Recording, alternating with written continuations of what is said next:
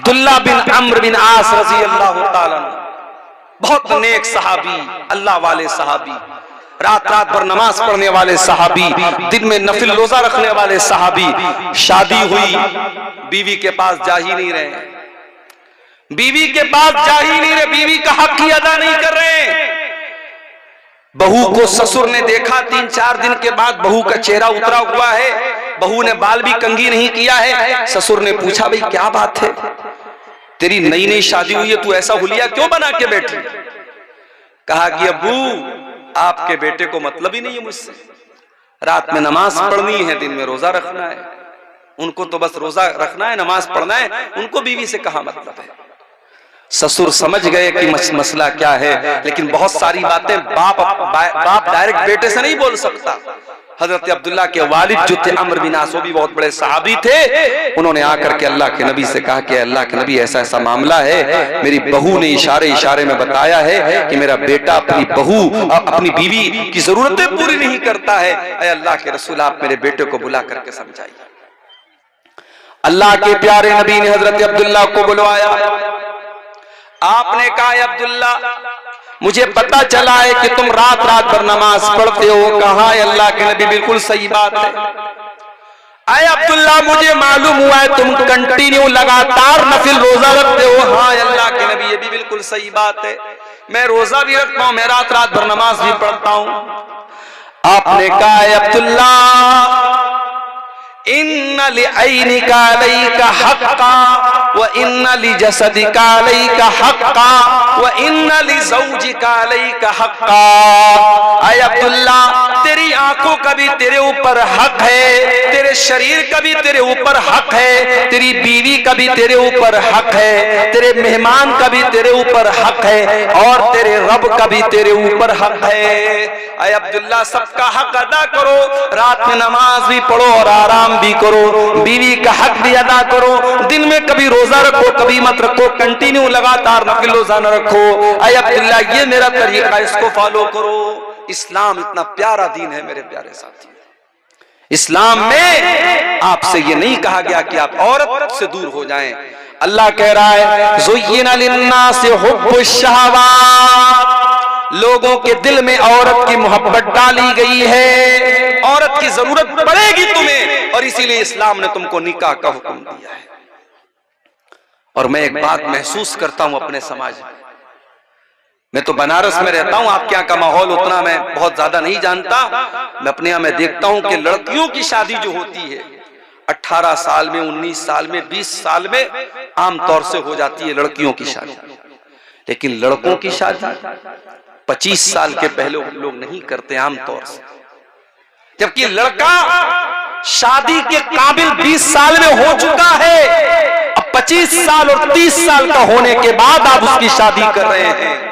मेरे प्यारे साथियों, इंसान को भूख आज लगी हो और खाना आप उसको 10 दिन के बाद खिलाएंगे तो बेचारा भूखा मर जाएगा। हम लोग आ रहे थे, हमारे ड्राइवर साहब भी साथ में आ रहे थे, मैं बनारस से दोपहर में कुछ खास मैंने खाया भी नहीं था, भूख लगी थी, और फिर ये भी मसला था, पहुंचना भी था आपके यहाँ, जल्दी भी थी, तो मैंने रास्ते में ऑनलाइन एक जगह होटल वाले को ऑर्डर दिया बेगूसराय में, वहां खाने की चीज जब पेट में कुछ गई तब जाकर के इंसान को सुकून मिलता है। ये हमारी फितरत और आदत है मेरे प्यारे साथी। एक लड़का 20 साल की उम्र में जवान हो रहा है और बाप उसकी शादी 30 साल की 32 साल की उम्र में कर रहा है, और वजह क्या है? वजह भी कोई खास नहीं है, वजह भी कोई खास नहीं है, बिला वजह की पाबंदियां लगा करके अच्छे रिश्तों को ठुकरा करके शादी में ताखीर की जा रही है। कान खोल करके सुन लो मेरे प्यारे साथियों, अपने समाज को अगर पाक करना है, ज़िनाकारी से दूर करना है, गंदगी से दूर करना है, अपने लड़के लड़कियों की सही टाइम पर शादी करो, सही टाइम पर शादी, उनको जरूरत है निकाह। ये दौर सहाबा का दौर नहीं है, मैं बार बार कहता हूं, ये फितरों का दौर है। हर हाथ में मोबाइल है, हर मोबाइल पर 5G इंटरनेट चल रहा है, गंदगी का पूरा सैलाब आपकी नौजवान नस्ल के पास मौजूद है। आप किस दुनिया में जिंदगी गुजार रहे हैं? अपने लड़के और लड़कियों की शादी को आसान करो मेरे साथ। और शादी की बात आई है तो कान खोल करके एक बात और सुन लीजिए। आपके इसी इलाके के कुछ लोगों ने मुझे बताया, मौलाना जरा इस पर भी आप बोलिएगा। हमारे यहाँ शादियों में डीजे बजता है, मुसलमान की शादी में डीजे बज रहा है, नाच गाना हो रहा है। ये शर्म की बात है मेरे प्यारे साथियों, और ये उस पब्लिक और उस आवाम के लिए भी शर्म की बात है। और जिस निकाह में डीजे बज रहा है उस निकाह में निकाह पढ़ाने वाले मौलवी के लिए भी शर्म की बात है। हमारे बनारस में भी एक दौर था जब शादियों में बैंड बाजा बजता था, लेकिन उलमा ने मिल करके आपस में तय किया कि जहां शादी में बैंड बाजा बजेगा हम निकाह नहीं पढ़ाएंगे, हम शामिल नहीं होंगे। सारे उलमा जब मुत्तहिद हो गए, कौम की इतनी हिम्मत नहीं थी सारे उलमा से पंगा ले सके। आखिर हालात बदले और आज बनारस में आप चले जाइए, ठीक है और बुराइयां आपको मिलेंगी, मगर शादी के पर कहीं भी आपको मुसलमान की शादी में कहीं बैंड बाजा और डीजे वगैरह नहीं मिलेगा। अजीबो गरीब बात है मेरे भाई, मुसलमान की शादी में बैंड बाजा बज रहा है, डीजे बज रहा है। मुसलमान की शादी में हल्दी की रस्म हो रही है, मुसलमान की शादी में तिलक की रस्म हो रही है, मुसलमान की शादी में मंगनी की रस्म पे दावतें हो रही हैं। अल्लाह के वास्ते मेरे प्यारे साथियों, उम्मत बहुत परेशान है, उम्मत बहुत परेशान है। उम्मत के कितने बच्चे भूख से मर रहे हैं, उम्मत की कितनी बेटियां गुर्बत की वजह से उनकी शादियां नहीं हो रही हैं, उम्मत के कितने टैलेंटेड बच्चे पैसा न होने की वजह से अपनी तालीम छोड़ रहे हैं। अगर आपके पास पैसा बहुत ज्यादा है, पैसा खर्च करने के बहुत रास्ते हैं, निकाह को आसान करो मेरे प्यारे साथियों।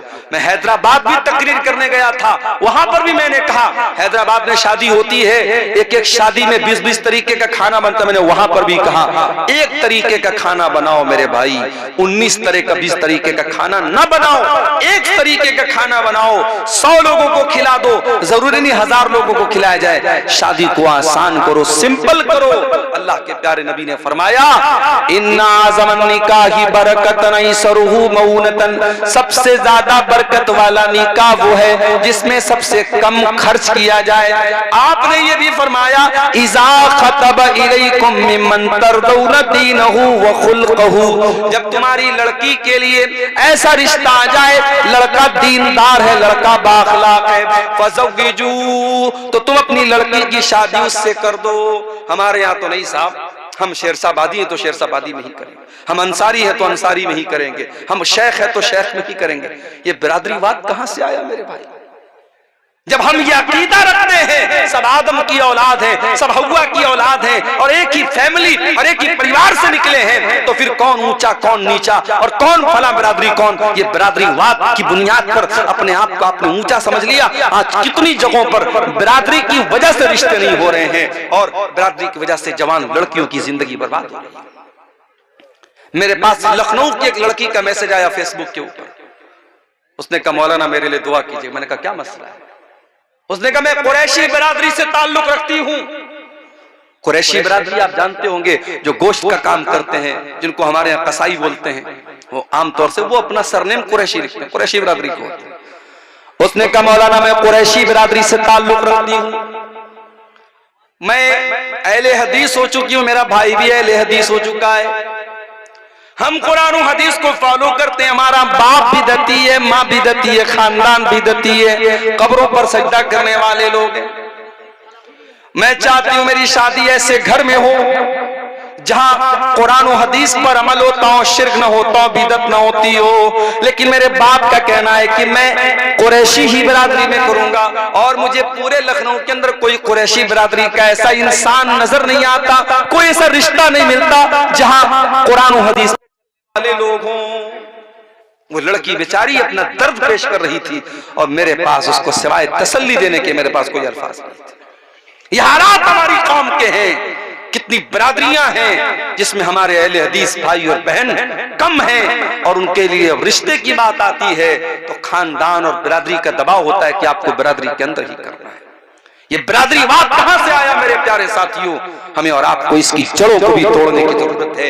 जब हम यह अकीदा रखते हैं या अय्युहन्नास इन्ना खलकनाकुम मिन ज़करिन व उन्सा व जअलनाकुम शुऊबन व क़बाइल लितारफू, ऐ लोगो तुम्हें एक माँ माता पिता की औलाद हो, एक माँ बाप की औलाद हो, आदम और हव्वा की औलाद हो। वजालनाकुम शुऊबन व क़बाइल, तुम्हारी बिरादरियां अलग अलग हैं, तुम्हारे कबीले अलग अलग हैं। ये इसलिए नहीं है ताकि तुम एक दूसरे के ऊपर फख्र करो। लितारफू, ये तो जान पहचान के लिए ये सरनेम बनाए गए, ये बिरादरियां बनाई गई, ये बस जान पहचान के लिए बनाई गई। इनकी बुनियाद पर कोई किसी के ऊपर फख्र नहीं कर सकता है। शादी ब्याह में आज बिरादरीवाद ने भी मेरे प्यारे साथियों बहुत नुकसान किया है सुन्नत का। निकाह को आसान करो और अपने निकाह से डीजे की रस्म को निकाल के बाहर फेंको। अपने गांव में बैठ के तय कर लो, जो गांव के मुखिया हैं, जो गांव के सरदार हैं, जो गांव के जिम्मेदार लोग आपस में बैठ के तय कर रहे हैं, जिसकी शादी में डीजे बजेगा हम सब नहीं जाएंगे उसकी शादी। उलमा तय कर ले हम निकाह पढ़ाने नहीं जाएंगे इंशाअल्लाह। देखो 1 साल ऐसा करके देखो, इंशाअल्लाह ये बुराई आपके इलाके से खत्म हो जाएगी। अपने बच्चों की सही टाइम पे शादी करो मेरे साथियों। अल्लाह के नबी नौजवानों को खिताब करके फरमाते हैं, या माशर शबाब मन इस्तता मिनकुमुल बात फल्यतज़व्वज, ऐ नौजवानों जब तुम शादी के काबिल हो जाओ तो तुम निकाह कर लो। फ़इन्नहु अग़ज़्ज़ु लिलबसर, निकाह करने से तुम्हारी आंखें झुक जाएंगी, व अहसनु लिलफर्ज, और तुम्हारी शर्मगाह की हिफाजत हो जाएगी। इंसान अपनी आंखों को अगर बचाना चाहता है बदनजरी से और अपनी शर्मगाह को बचाना चाहता है जिना से, अल्लाह के नबी तरीका क्या बता रहे हैं? रोजा रख करके जिना से नहीं बच जाएगा। नबी ने फरमाया तकरीरें सुन करके जिना से नहीं बच जाएगा। नबी ने क्या फरमाया? निकाह कर लो, अगर निकाह की ताकत है निकाह कर लो। निकाह करने से वो इंसान जिनाकारी से बच जाएगा मेरे प्यारे साथियों। तो इस्लाम वो दीन है मेरे प्यारे साथियों जो हमें निकाह करने पर उभारता है। क्यों? क्योंकि औरत की हमें जरूरत है, औरत की मोहब्बत अल्लाह ताला ने नेचुरल हमारे दिल में डाली है। वल बनीन, औलाद की मोहब्बत, बेटे की मोहब्बत भी तुम्हारे दिलों में डाली गई है। जिसके घर में औलाद नहीं है उससे जाकर के पूछो, वो लाख ऊपर से कह दे कि मुझे कोई कमी नहीं है, मगर जब दूसरे के घर में वो बच्चों को खेलता हुआ देख रहा है उसका भी दिल में चलता है कि मेरे घर में भी औलाद होती। औलाद की मोहब्बत और औलाद में बेटे की मोहब्बत अल्लाह ताला ने दिल में डाली है। किसी को सिर्फ बेटियां ही बेटियां हैं, उससे पूछो भाई तुमको बेटा चाहिए कि नहीं चाहिए? अगर भाई आज का जमाना तो ऐसा है कि ऑपरेशन हो जाता है, एक ऑपरेशन हुआ, 2 ऑपरेशन हुआ, उसके बाद तो डॉक्टर लोग बोलते भाई अब तो ऑपरेशन नहीं हो सकता, 2-3 ऑपरेशन के बाद तो मामला खत्म हो जाता है। अब जिसको सिर्फ बेटियां हैं उससे पूछो भाई तुम्हें बेटा चाहिए, तो वो ऊपर से तो कहेगा नहीं यार लड़कियां आज के दौर में काफी हैं, ये है वो है, मगर दिल में कहीं ना कहीं बेटे की कमी का एहसास होता है। मैं ये नहीं कह रहा हूं कि बेटियां नऊजुबिल्लाह बेटियों का दर्जा बेटों से कम है, मैं एक नेचुरल बात बता रहा हूं कि बेटे की मोहब्बत अल्लाह कुरान में कह रहा है कि बेटे की मोहब्बत तुम्हारे दिल में डाली। बेटे की जरूरत पड़ती है इंसान। वल क़नातीरिल मुक़न्तरति मिनज़्ज़ाबी वल फ़िद्दती, और सोने चांदी के खजानों की मोहब्बत, मालो दौलत की मोहब्बत भी तुम्हारे दिल में डाली गई है। जितनी भी दौलत तुमको मिल जाए लेकिन तुम्हारा पेट भरने वाला नहीं है। कल तक जो 10,000 रुपया महीना कमा रहा था, बड़ी मुश्किल से घर चला रहा था, दुआ कर रहा था अल्लाह मेरी आमदनी बढ़ा दे, अल्लाह ने 10,000 से 50,000 कर दिया। अब 50,000 पे तो उसका पेट भर जाना चाहिए, मगर 50,000 पर भी पेट नहीं भरेगा। 1 लाख हो गई, अब तो पेट भर जाना चाहिए, 1 लाख से भी पेट न भरा। अल्लाह के नबी फरमाते हैं लौ कान लिब्ने आदम वादियान मिन ज़हब, अगर आदम के बेटे के पास सोने की 2 वादियां आ जाए, लबतगा सालिसन, तो वो तीसरे की तमन्ना करेगा, उसे तीसरी भी चाहिए। 2 वादी मिल गई, सोने के 2 पहाड़ मिल गए, उससे पेट नहीं भरेगा, उसे तीसरी भी वादी चाहिए, तीसरा भी पहाड़ चाहिए। और आगे अल्लाह के नबी फरमाते हैं वला यमलउ जौफ इब्न आदम इल्ला तुराब, इंसान के पेट को अगर कोई चीज भर सकती है तो कब्र की मिट्टी भर सकती है। जब कब्र में जाएगा वही जाकर के पेट भरेगा, दुनिया में कभी पेट नहीं भर सकता। अल्लाह कह रहा है कि ऐ इंसान, तेरे दिल में माल की मोहब्बत, सोने की मोहब्बत, चांदी की मोहब्बत तेरे दिल में डाल दी गई। वल खैलिल मुसव्वमती, और इंसान के दिल में घोड़ों की मोहब्बत डाल दी गई है। घोड़े की मोहब्बत उसके दिल में डाल दी गई है। कैसे घोड़े? जो निशान लगे हुए घोड़े। अरब में एक घोड़ा होता था जिस पर निशान लगा होता था, वो बड़ा बेहतरीन घोड़ा होता था। उस जमाने की सवारी घोड़ा थी, आज के जमाने की सवारी कार है। अभी हैदराबाद में मेरा एक सफर था, एक मस्जिद में मेरा प्रोग्राम था। अब एक नौजवान का फोन आया, मौलाना मैंने नई गाड़ी खरीदी है, मैं आपको अपनी गाड़ी से मस्जिद तक लेके आना चाहता। अब मेरे जो मेजबान थे जो मुझे लेके गए थे, उन्होंने कहा मौलाना आपको मेरी गाड़ी से चलना पड़ेगा। मैंने कहा भैया किसी की भी गाड़ी से जाना तो है, चलो वो नौजवान बेचारा, नौजवान लड़का, उसने नई गाड़ी ली, चलो उसका दिल रख लेते हैं, उसका हौसला न टूटे। अब वो जो है साहब मर्सिडीज गाड़ी उसने ली थी। मर्सिडीज गाड़ी, पता नहीं, लोग बताते हैं कि 1-1.5 करोड़ की गाड़ी आती है। वो गाड़ी वो लड़का लेके आया, उसने कहा मौलाना आप बैठिए मेरी गाड़ी पर, मुझे बड़ी खुशी होगी। 1-1.5 करोड़ की लोग गाड़ियां लेते हैं मेरे भाई। गाड़ी और सवारी आज के जमाने में शान और शौकत और स्टेटस सिंबल बन चुकी है। अल्लाह ने कहा कि तुम्हारे दिलों में हमने डाला है घोड़े की मोहब्बत। उस जमाने की सवारी घोड़े थी, आज के जमाने की सवारी कार है, आज के जमाने की सवारी बाइक है। हमारा नौजवान लड़का बुलेट उसके हाथ में आ जाए और गांव में जब बुलेट चलाता है, ऐसा तेजी से वो बुलेट तो खड़खड़ खड़खड़ आवाज देती है और हॉर्न उसका बजता है, पूरे गांव में जो है अपना वो दबदबा कायम करते हुए गाड़ी से निकलता है, बाइक से निकलता है, 4 व्हीलर से निकलता है। तो इंसान के दिल में, उसके सीने में अल्लाह ताला ने सवारियों की मोहब्बत डाली। वलाना, और अल्लाह ताला ने इंसानों के दिलों में चौपाइयों की मोहब्बत भी डाली है। आप लोग गांव देहात के, आप ज्यादा अच्छी तरीके से समझते हो। गाय, बैल, बकरी, ये जो चौपाए होते हैं, जो लोग इसको पालते हैं, बड़ी मोहब्बत होती है अपने चौपाए से। वल हर्जी, और इंसान को अपनी खेती बाड़ी से बड़ी मोहब्बत होती है। 6 चीजों का नाम अल्लाह ने लिया। औरत की मोहब्बत तुम्हारे दिल में है, औलाद की मोहब्बत, बेटे की मोहब्बत तुम्हारे दिल में है, सोने चांदी की मोहब्बत तुम्हारे दिल में है, और घोड़े की मोहब्बत तुम्हारे दिल में है, चौपाए की मोहब्बत तुम्हारे दिल में, और खेती बाड़ी की मोहब्बत तुम्हारे दिल में डाली गई है। 6 चीजों का नाम लेने के बाद अल्लाह ने क्या फरमाया?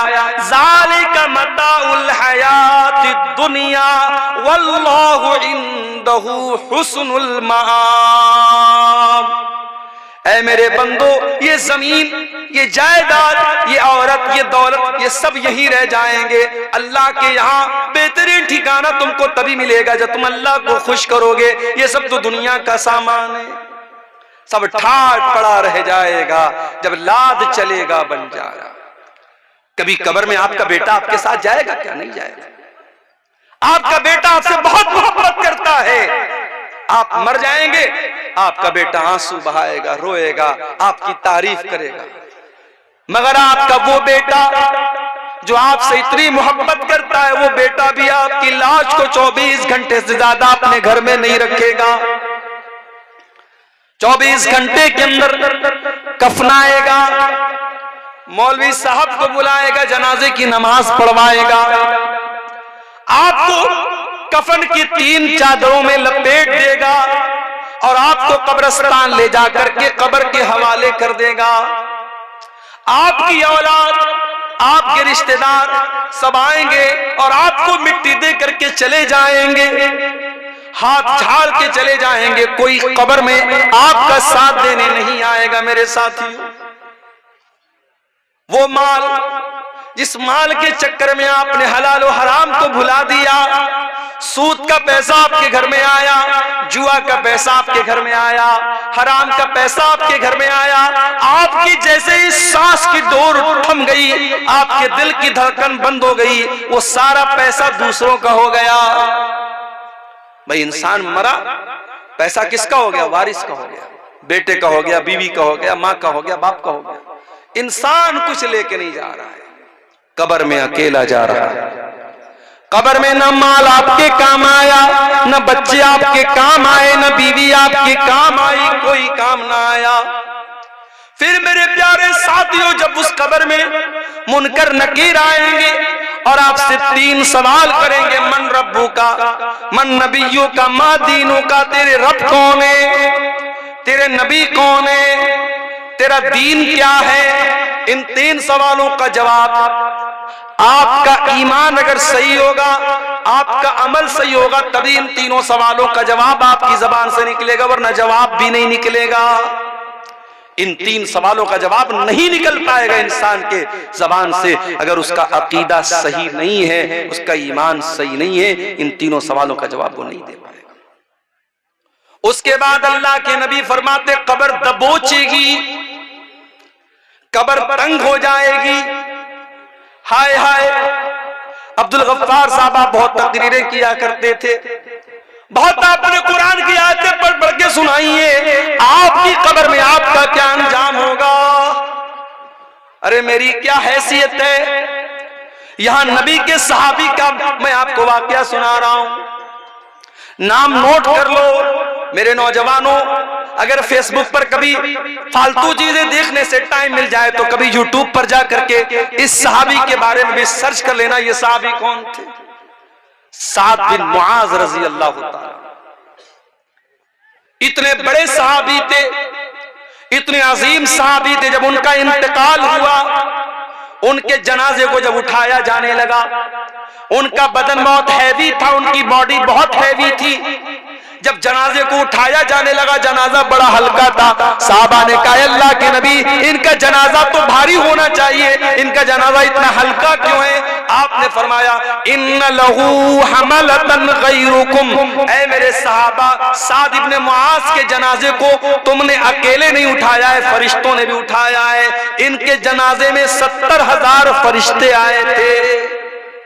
70,000, मैं सही हदीस सुना रहा हूं अल्हम्दुलिल्लाह। ऐसा नहीं कि मैं सीमांचल में बैठा हूं तो कुछ भी बयान करके चला, सही हदीस आपके सामने पढ़ के सुना रहा हूं। साद इब्ने मुआज की के जनाजे में 70,000 फरिश्ते आए थे। इनका इंतकाल हुआ तो अल्लाह के नबी ने फरमाया, हाज़ल्लज़ी तहर्रक लहुल अर्श, इनके इंतकाल पर अल्लाह ताला का अर्श हिल गया। फुतिहत लहू अब्वाबुस समा, इनके मरने पर आसमान के सारे दरवाजे खोल दिए गए, आसमान वाले खुश हो गए। बहुत नेक इंसान की रूह आ रही है, बहुत नेक इंसान मरने के बाद आ रहा है। और 70,000 लोग इनके जनाजे में शामिल, 70,000 फरिश्ते इनके जनाजे में शामिल हुए थे। इतने बड़े सहाबी हैं हजरत साद बिन मुआज रजी अल्लाह ताला। अब जरा गौर से सुनना जो बात मैं बताने जा रहा हूं। साद इब्ने मुआज का इंतकाल हो गया, जनाजे को कब्र में उतारा जा रहा है। अल्लाह के प्यारे नबी वहीं कब्र पर खड़े। अचानक जब इनको कब्र में उतारा गया, अल्लाह के नबी का चेहरा बदल गया। आपके चेहरे पर खौफ के असरात आ गए, डर और भय आपके चेहरे पर नजर आने लगा। आपने 3 मरतबा का सुभान अल्लाह सुभान अल्लाह सुभान अल्लाह, फिर 3 मरतबा आपने कहा अल्लाहु अकबर अल्लाहु अकबर अल्लाहु अकबर। आपको सुन करके सहाबा ने भी बुलंद आवाज से अल्लाहु अकबर कहा, बुलंद आवाज से सुभान अल्लाह कहा। पूरा कब्रिस्तान गूंज उठा नबी और सहाबा की तकबीर के कलमा से। सहाबा ने पूछा, अल्लाह क्या बात। अचानक आपका चेहरा बदल गया और आप तस्बीह के कलमात और तकबीर के कलमात पुकारने लगे, क्या बात है। आपने फरमाया, तज़ायक़ाला साहिबुकुम हाज़ल क़ब्र, ऐ मेरे सहाबा, तुम्हारे इस साथी की कब्र इनके ऊपर तंग हो गई। कब्र ने इनको दबोच लिया, कब्र ने इनको पकड़ लिया और मैंने अल्लाह से दुआ की, तब कब्र ने इनको छोड़ा। इन्ना लिल कब्रि ज़क़तन, ऐ मेरे सहाबा, कब्र सबको दबोचती है, कब्र सबको पकड़ती है। लौ नजा मिन्हु अहदुन लनजा साद इब्न मुआज़, अगर कब्र के दबोचने से कोई बचता तो साद इब्न मुआज़ बच जाते, मगर वो भी नहीं बचे। इसका मतलब कब्र सबको दबोचेगी, कब्र सबको पकड़ेगी। कब्र का अजाब सबको नहीं होगा, मगर कब्र दबोचने का जो काम करेगी वो सबके साथ। मुझे भी दबोचेगी, आपको भी दबोचेगी। मालो दौलत की दौड़ में अंधाधुंध भागने वालों, दुनिया में जरा सी मुसीबत आ जाए तो उससे बचने के लाखों इंतजाम करते हो, कभी कब्र से, कब्र के अजाब से मेरे प्यारे साथी अपने आप को बचाने का भी इंतजाम करो। आज हालात ये हो चुके हैं, मालो दौलत की मोहब्बत इस कदर हमारे दिल में पैदा हो चुकी है कि हम हलाल और हराम भूल चुके हैं और हमें नबी की वो हदीस याद आती है। क्या फरमाया अल्लाह के नबी ने, याती अलन्नासी ज़मानुन ला युबालिल मरउ मिन ऐना अखज़ल माल। एक ऐसा जमाना तुम पर आएगा जब लोग इस बात की परवाह नहीं करेंगे माल हलाल तरीके से कमा रहे या हराम तरीके से। हमारा नौजवान बिजनेस नहीं करना चाहता, हमारा नौजवान नौकरी नहीं करना चाहता, हमारा नौजवान मेहनत मजदूरी करना नहीं चाहता। वो चाहता है कि ड्रीम 11 पर जुआ खेल करके पैसा कमा ले, वो चाहता है कि आईपीएल में सट्टा लगा करके पैसा कमा ले, वो चाहता है कि ओजोन नाम की कोई कंपनी आ जाए, मेटा ओजोन नाम की कोई कंपनी आ जाए, क्रिप्टो करेंसी के नाम से कोई कंपनी आ जाए और बैठे बिठाए पैसा लगा करके बैठे बिठाए रातों रात अमीर बन जाए। मेरे नौजवानों, अपने आप को काहिल मत बनाओ, अपने दिमाग को और अपने जिस्म को मेहनत पर लगाओ। इसी मुल्क में रतन टाटा का भी इंतकाल हुआ। बहुत छोटी सी शुरुआत की थी रतन टाटा ने और आज उनकी कंपनी का एक ब्रांड बन गया। सड़क पर मारुति की गाड़ी भी आती है, होंडा की गाड़ी भी आती है और टाटा की गाड़ी भी आती है। कभी आपने फर्क महसूस किया? टाटा की गाड़ी जब आती है लोग कहते भाई साहब टाटा की कंपनी, टाटा की गाड़ी मजबूती में बेमिसाल होती है। मैं साउथ इंडिया में मैंने देखा कि लोग मारुति की गाड़ी नहीं खरीदते, 4 व्हीलर मारुति की बिल्कुल नहीं खरीदते। आंध्रा वगैरह में मैंने देखा। मुझसे लोगों ने कहा मौलाना कभी गाड़ी लेना टाटा की लेना, क्यों? बोले फैमिली के साथ आपको सफर करना है अगर हमेशा टाटा की गाड़ी लेना, क्योंकि टाटा की गाड़ी बहुत मजबूत होती है, बहुत परीक्षण होता है, बहुत जांच होती है, उसके बाद वो मार्केट में आती है। एक छोटी सी कंपनी खोली थी रतन टाटा ने, आज पूरे भारत का बड़ा ब्रांड बन गया। हम और आप भी ब्रांड बना सकते हैं मेरे साथ। हमारा भी कोई नौजवान अगर मेहनत और हिम्मत से काम ले, कल उसकी कंपनी का भी एक ब्रांड बन सकता है। और इस देश में हमने देखा मुकेश अंबानी, आज जिनके यहाँ शादी होती है तो करोड़ों खर्च करते हैं, उनके बेटे अनंत अंबानी की शादी होती है तो मीडिया में पूरा एक वावेला मच जाता है, साहब इतनी बड़ी शादी हो रही है। मुकेश अंबानी का बाप धीरू भाई अंबानी दुबई में लॉन्ड्री का काम करते हैं। लॉन्ड्री का मतलब समझते हैं? होटल में आप जब जाते हैं, होटल के कमरे में आपका कपड़ा अगर धुलने के लायक होता है तो होटल वाले आपसे वो कपड़ा ले लेते हैं, कुछ चार्ज आपको देना पड़ता है और वो कपड़ा धुला जाता है। उस कपड़े की धुलाई का काम करते थे कौन? मुकेश अंबानी के जो बाप थे जिनका नाम था धीरू भाई अंबानी।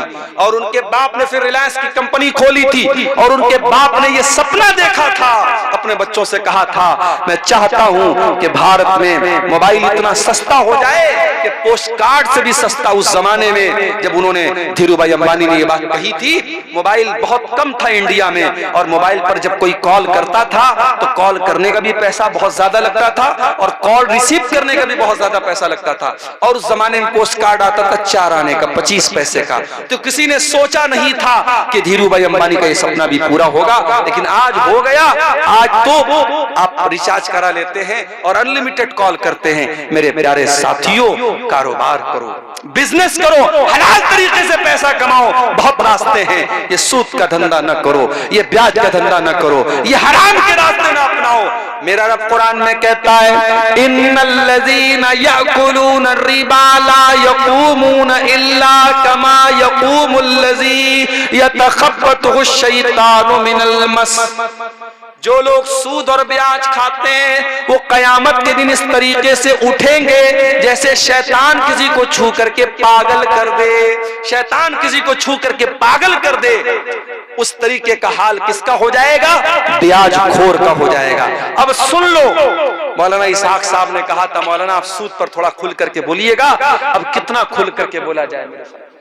सूद पर कितना खुल करके बोला जाए? ये सूद क्या है जरा इसको समझ लीजिए। मान लीजिए मैंने आपको 100 रुपया दिया, बहुत सिंपल तरीके से समझा रहा हूं ब्याज का मतलब। मैंने आपको 100 रुपया दिया, और 100 रुपया मैंने आपको उधार दिया, कर्ज के तौर पे दिया, और मैंने ये कंडीशन लगा दी कि आप मुझे वापस 110 रुपया देंगे। किसी को उधार देने के बाद उस उधार पर प्रॉफिट अगर कोई लेता है तो वही सूद और ब्याज।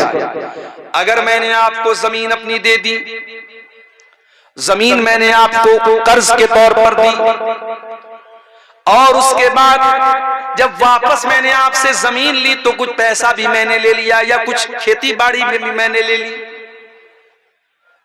अगर अपने सामान चाहे अपने कर्ज के तौर पे दिया हो या पैसा दिया हो, उस कर्ज के ऊपर कोई प्रॉफिट अगर आप ले रहे हैं तो वही सूद और ब्याज है।